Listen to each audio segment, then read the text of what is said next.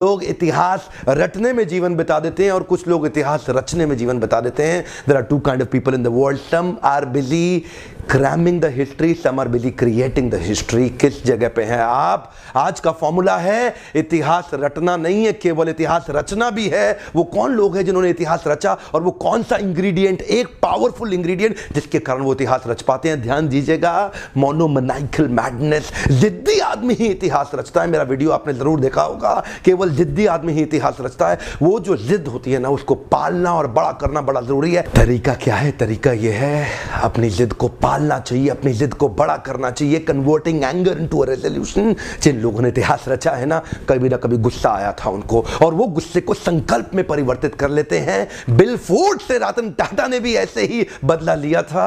Success is the actual revenge. जानते हैं, एक बार रतन टाटा बिल फोर्ड के हेडक्वार्टर डेट्रॉइट गए थे उनको कहने के लिए कि मेरी जो Tata motor passenger vehicle division है चल नहीं रही है, मैं चाहता हूं आप इसको खरीद लो। उस दिन बिल फोर्ड ने उनकी बड़ी बेइज्जती करी थी। उस दिन उन्होंने कहा था तेरे पे एहसान कर रहे हैं, तेरा ये टाटा मोटर पैसेंजर व्हीकल खरीद के, अगर गाड़ी बनानी नहीं आती है तो धंधे में आए क्यों थे।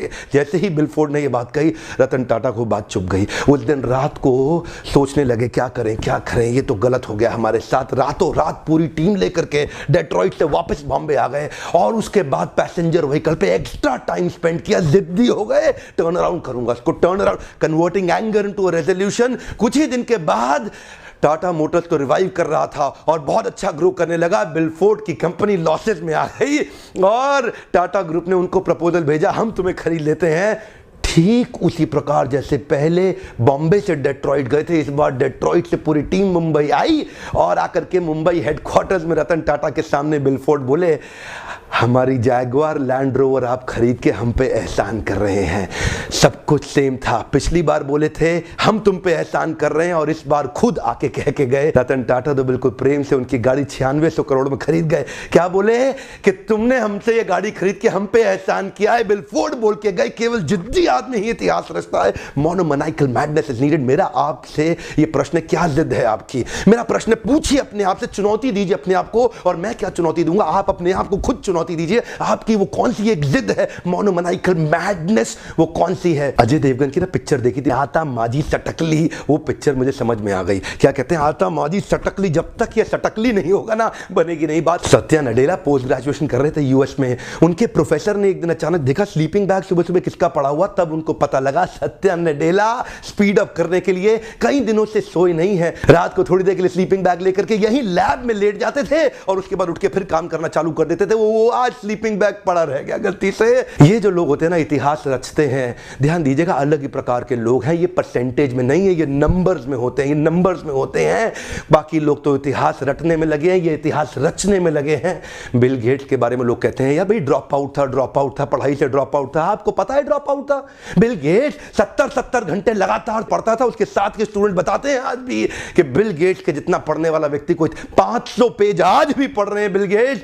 जब 3 दिन लगातार पढ़ते थे ना, सोने से पहले जूता नहीं उतारते थे, बोले उठ के वापस पहनना पड़ेगा, टाइम वेस्ट हो जाएगा, जूता पहने पहने सो जाते थे। ये जो लोग, ये इंग्रेडिएंट इनके अंदर एक है, वो क्या है, जिद आ जाती है, जिद आ जाती है। Converting anger into a resolution, करना है तो करना है, करना है तो करना है। सत्या नडेला से किसी ने ना इंटरव्यू में पूछा कि एम्प्लॉय जो माइक्रोसॉफ्ट में ज्वाइन करवाते हो क्या देखते हो उसके अंदर? सत्या नडेला बोले दो चीज है, एक क्लैरिटी, दूसरा एनर्जी। कम ऑन, एक क्लैरिटी, दूसरा एनर्जी। जिस आदमी के अंदर क्लैरिटी और एनर्जी होती है ना, वो इतिहास रचता है, वो सुपर स्पेशलिस्ट हो जाता है। मेजर ध्यानचंद जब हॉकी खेलते थे ना, तो लोग बार बार हॉकी को खोल के चेक करते थे, चुंबक तो नहीं है इसके अंदर, कोई मैग्नेट तो नहीं है। विश्वास ही नहीं था कि इतना बड़ा खिलाड़ी, जादूगर हॉकी का कैसे हो सकता है। ब्रूस ली जब लड़ते थे, इनफैक्ट ब्रूस ली जब हॉलीवुड के पिक्चर्स में काम करते थे और जब वो किसी को 0.05 सेकंड के अंदर पंच मारते थे तो उनको बाद में शूटिंग के स्लो करना पड़ता था मोशन को। लोगों को विश्वास ही नहीं था कि इतनी तेज कैसे करेगा, लगता था जैसे नकली शूटिंग हुई है। बाद में डायरेक्टर को उनके एक्शन को स्लो करना पड़ता था, क्योंकि जानते हैं जब आदमी परफेक्शन की स्टेज पर जाता है उसके लिए उसको आता माजी सटकली।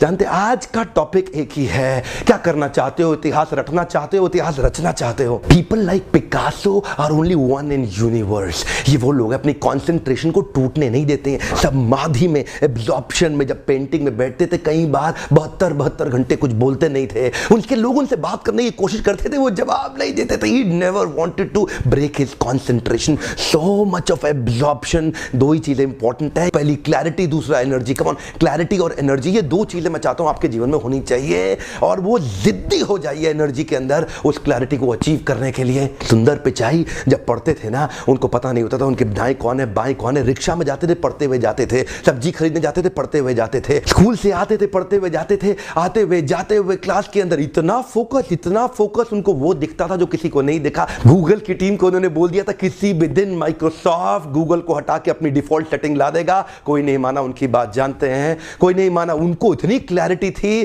कुछ ही महीनों में वही हुआ। माइक्रोसॉफ्ट ने गूगल को हटा के बिंग को डिफॉल्ट सेटिंग में ले आया और पूरे गूगल के अंदर तहलका हो गया। वही दिन था जब सुंदर पिचाई का कद कंपनी के अंदर बहुत बड़ा हो गया था। जानते हैं बहुत सिंपल है, आपको क्लैरिटी और एनर्जी चाहिए जब जिद्दीपन आ जाता है। When you convert your anger into a resolution you do really well. बुंदेले हर बोलो के मुंह से हमने सुनी कहानी थी, खूब लड़ी मर्दानी वो तो झांसी वाली रानी थी।